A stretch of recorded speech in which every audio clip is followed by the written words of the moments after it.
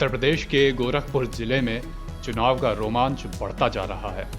मुख्यमंत्री योगी आदित्यनाथ के बाद अब उनके खिलाफ भीम आर्मी के चंद्रशेखर आजाद उर्फ रावण ने ताल ठोक दी है। रावण के आने से किसी को परेशानी हो या ना हो, लेकिन बसपा की चिंताएं जरूर बढ़ गई हैं। बसपा का एक वोट बैंक है जो इस पार्टी को किसी भी हाल में मिलता रहा है। अचानक गोरखपुर सदर से रावण के आने से अब बसपा अपने वोट बैंक को कैसे सहेज के रखती है, ये परेशानी उसके सामने आ खड़ी हुई है। वहीं गोरखपुर में भी ये चर्चा हो रही है कि सपा योगी के खिलाफ कैंडिडेट खड़ा न करके चंद्रशेखर आजाद को ही सपोर्ट कर सकती है। सपा के सपोर्ट के बाद रावण भी योगी को अच्छे से चुनौती दे पाएंगे। हालांकि अभी इसकी कोई पुष्टि नहीं है कि सपा सपोर्ट करेगी या नहीं करेगी।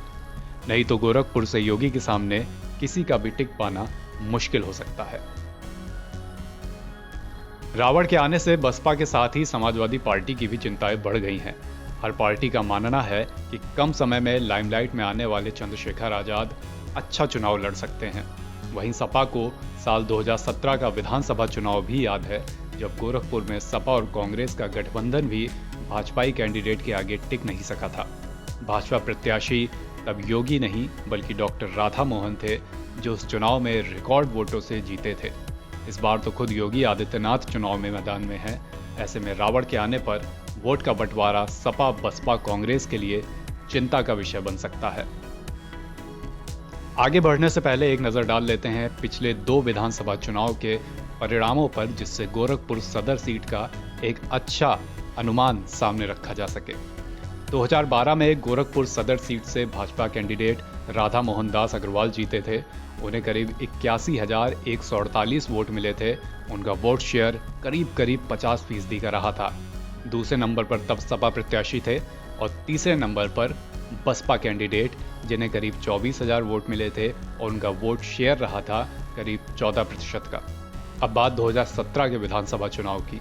गोरखपुर सदर में तब भी जीत हुई थी भाजपा के कैंडिडेट राधा मोहन दास अग्रवाल की। इस बार राधा मोहन को पिछली बार के मुकाबले और ज्यादा वोट मिले।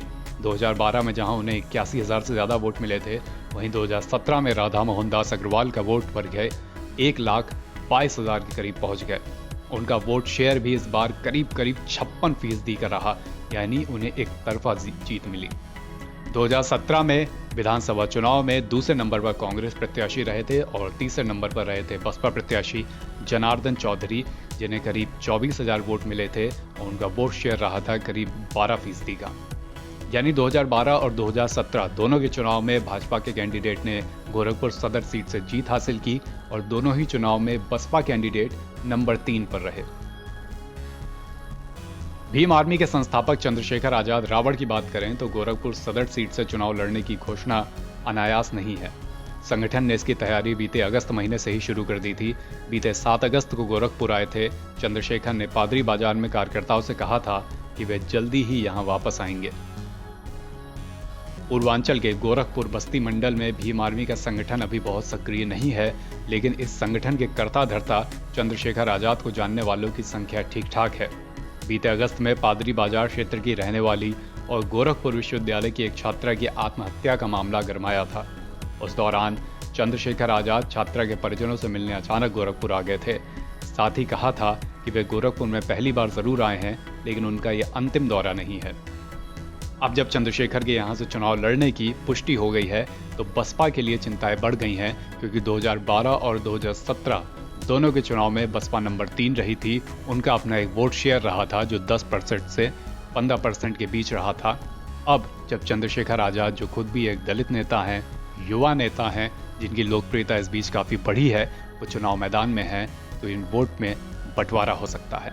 वहीं सपा को भी चिंता है कि कहीं उनका भी एक बना बनाया वोट खिसके ना। इस बीच भाजपा के क्या हाल हैं? भाजपा का हाल ये है कि उनका अपना एक वोट शेयर है, उनका अपना एक वोटर है। फिलहाल भाजपा को ये उम्मीद है कि वो वोटर उनके प्रति लॉयल रहेगा, और ये उम्मीद इसलिए और बलवान है क्योंकि इस बार मुख्यमंत्री योगी आदित्यनाथ खुद चुनाव मैदान में हैं। इस सीट पर जो भी गतिविधि होगी, यूपी चुनाव से जुड़ी अपडेट आप तक पहुंचाते रहेंगे। जुड़े रहिए एनवीटी ऑनलाइन के साथ।